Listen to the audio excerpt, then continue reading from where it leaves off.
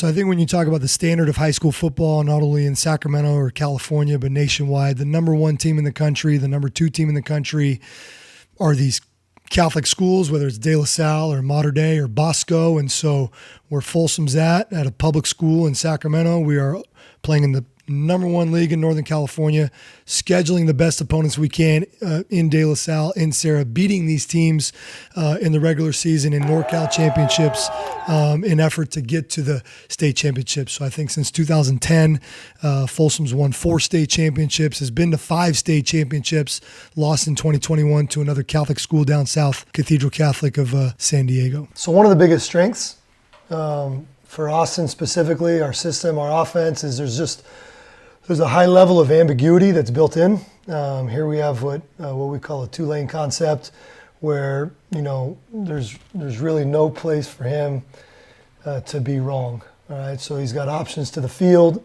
If it's middle of the field closed, single high like cover 3, he's got a lock hitch to the outside he could just take. If it was middle of the field closed like cover 1, press in the slot, we could throw a slot fade. If we saw a Mike backer tight to the box, and we want to run what we call a fixed route or a field stick by the number 3, down in distance, we could just take it. But really what we're trying to do is attack the 2-lane concept. 2-lane concept being, 2 toggle routes. A toggle route at 12 yards where the receiver can break in or out, and then the bottom receiver can break in or out at 4 yards in or out. So regardless of coverage situation, down distance, he's got somewhere to go with the ball. I think here we want to throw the 2-lane.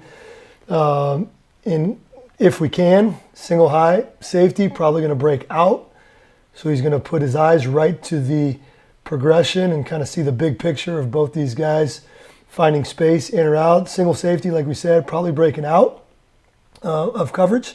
And he can kind of see both happen at the same time. Tight end Norberg, running back Greco, kind of seeing the big picture. And it's not like we really have this built in to throw on time like a real progression. He's just kind of taking 3 with a cross, playing a wide base, take a short hitch. You can see kind of the wide base short hitch here, so you can get the ball out wherever it breaks, whenever it breaks. We like to read it top down. Doesn't have to be top down. Like I said, he's just kind of seeing the whole picture. And it's a concept we can run a ton of, different situations. So same game, different situation, different formation, empty with short motion. Like we said, no safety, press coverage. We can attack the field. We still have the toggle concept happening to the bottom of the screen, which is why we called it 1st and 10, middle of the field. We want to work the toggle concept down here, but Del Oro's a team that does a lot on defense, a lot of different coverages, a lot of different blitzes. So he sees the alert, the slot fade up top. He's going to catch right, left, and throw it right now. Great shape, making a throw, under pressure, outside shoulder, big play for us. He sees six-man pressure with motion, stays calm. There's a free hitter, gets the ball out on time. Right now, great placement, top of the numbers, 30 yards downfield. All right, so this next one here is there's ambiguity built in because now it's a choice concept. So the back is going to have a choice concept where he can work upfield and pierce the heart of the defense inside, sit it down between 2 defenders trying to bracket him. The guy can break out. This falls into a category of object read for us. So his eyes are going to be on the main object of the concept. If he likes it, he's going to take it. If that route breaks in and we don't like it, then our progression can work to the field. If it breaks out and we don't like it, our progression can work to the boundary. We have a comeback into the boundary, deep curl route to the field. So here he is going through progression, eyes to the boundary, come back to the field. He feels pressure. He can escape and make a throw on the run across his body. That's an incredible throw. So in the offense, we can put, our best player, wide receiver, Rico Flores here on an option route. Things break down. He's athletic enough at 6'6" to escape, find guys downfield that are next in the progression. We talk about this all the time now. You're going to hate me for saying it, but we talk about 3 rules thrown under pressure. Number 1, move to space. Number 2, remain a passer. And most impressively, number 3, stick with your progression. So he moves the space here. All right, he remains a passer with his eyes downfield, sticks with his progression, knowing that the curl route's going to open up late downfield, and is athletic enough to make a throw across his numbers. Touchdown, Bulldogs.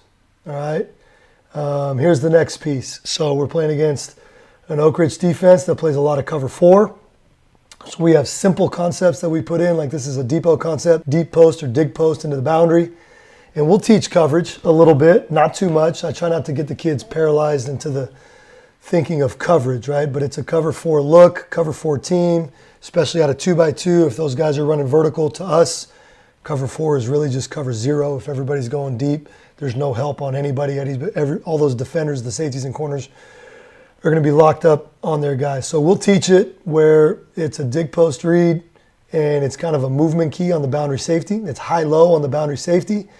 But for us, in an effort to play fast and to play, quickly and effectively with the quarterback, we just kind of put it into a progression-oriented format. So he's going to look to the vertical by 1 to the field first, come back and find dig in the middle of the field second, and then the post over the top will be third into the boundary. And so what we're trying to do, we'll throw the dig, if it's open, but if we get the boundary safety to trigger on the dig like he does here, boundary safety triggers down hard.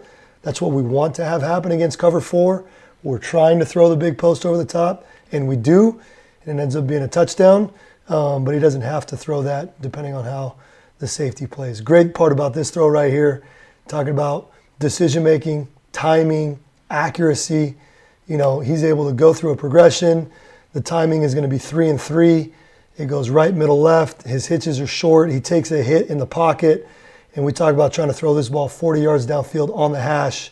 That is as good of a throw as you're going to see in high school football anywhere. That's a big time. That was the first big time throw that I think we ever saw out of him. And then, here another ambiguous concept. This is a Bill O'Brien deal right here, pistol concept. We call it a viper route where the number 2 receiver is going to attack the near safety, and he's got a 2-way go, post or corner, not really a post or corner, just kind of across the formation one way or the other, pylon. And depending on where that breaks, if Rico ends up breaking this thing to the field, we'll have a deep curl, call it a Duncan curl, deep curl, 20-yard curl to the field where we can be inside out on the flat defender. Or if it breaks the other way, we have another route available to him to the boundary side. But what's good here for him, he can run these deep downfield concepts. He can avoid pressure, make a throw on the run, on the money. He doesn't know where Rico's going, right? Rico's going in or out. He's got some anticipation here on the drop where the boundary safety's squeezing. So if the boundary safety's squeezing, Rico can break it over the top. He's able to see that, avoid the rush, climb the pocket, and make a throw across his body. Again, 40 yards downfield on the money. So, for us, the clip we had a couple moments ago was drift, where he's drifting to the right, avoiding pressure. This, for us, is the spider drill. We're climbing the pocket up and out to the right. We would call this climb right, throw right in drills that we do all year long. So you're able to apply training from practice to real game scenario, high-level concepts where there's a lot of ambiguity